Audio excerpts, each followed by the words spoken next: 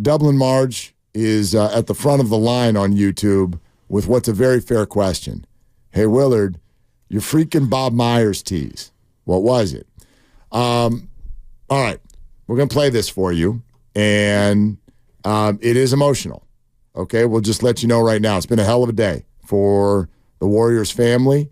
Assistant coach Dejan Milojević passed away after a heart attack last night and emergency surgery at age 46 today, leading to the cancellation of tonight's game and obviously leading to all of our emotions and tears and everything heading to his family, a father of two, and the whole Warriors family. They have been devastated by this.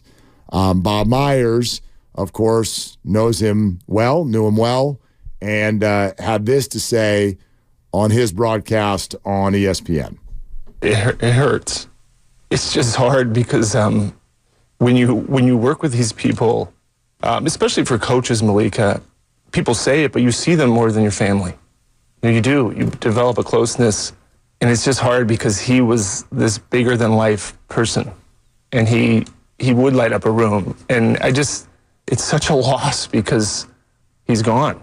And I just feel so bad for his children and his wife and the people that work with him and know him and knew him. He left a huge mark on everybody that he crossed paths with, including me. I'm lucky I knew him for the time I did. And it's just life. You hear that news. I walked in here to work and I see it on the ticker, and it just took me back.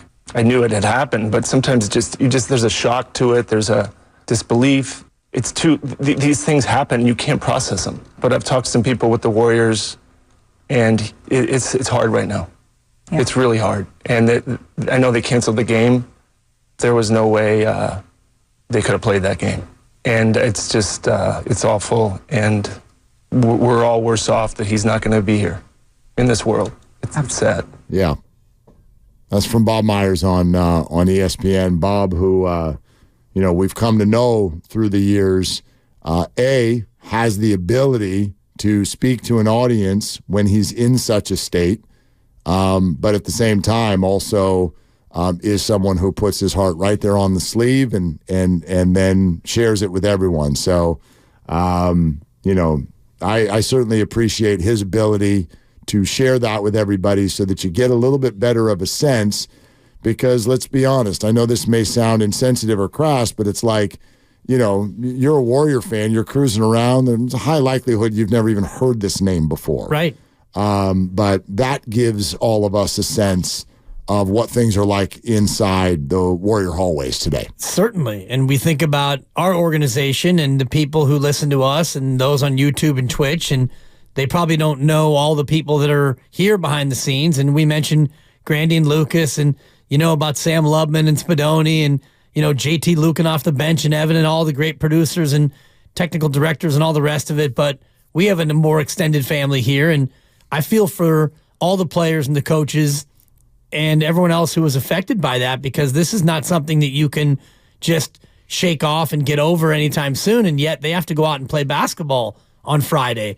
And then again next Wednesday, and the schedule is somewhat relentless when it comes to, games coming one after the other. And when you go to that workplace, you're going to be reminded about this tragedy each and every time you go to work. It's just such a cold reality, too, with what the Warriors are dealing with, and then something like this happens. I mean, the conversations that Mike Dunleavy and the rest of the staff have been having have probably, quite frankly, already been hard enough. Like the Warriors are staring right down the barrel of the dynasty is over, and we're open to trade conversations that may include people who have statues outside of our arena someday. Yeah. And then this happens, and as you say, you have to find a way to pick up the pieces and play basketball on Friday night in 48 hours. So yeah.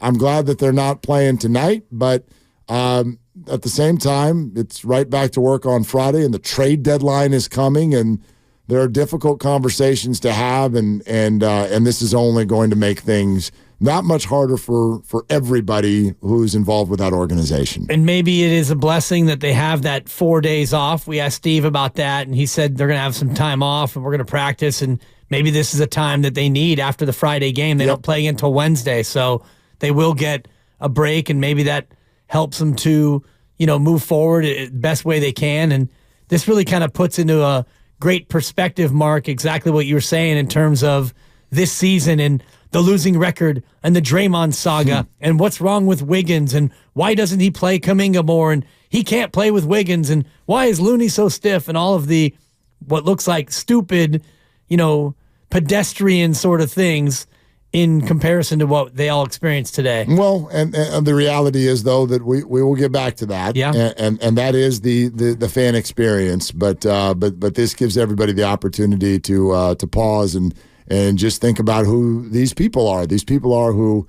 play basketball on our televisions and our radios and for the most part through the years, I think sometimes times like these hard to remember.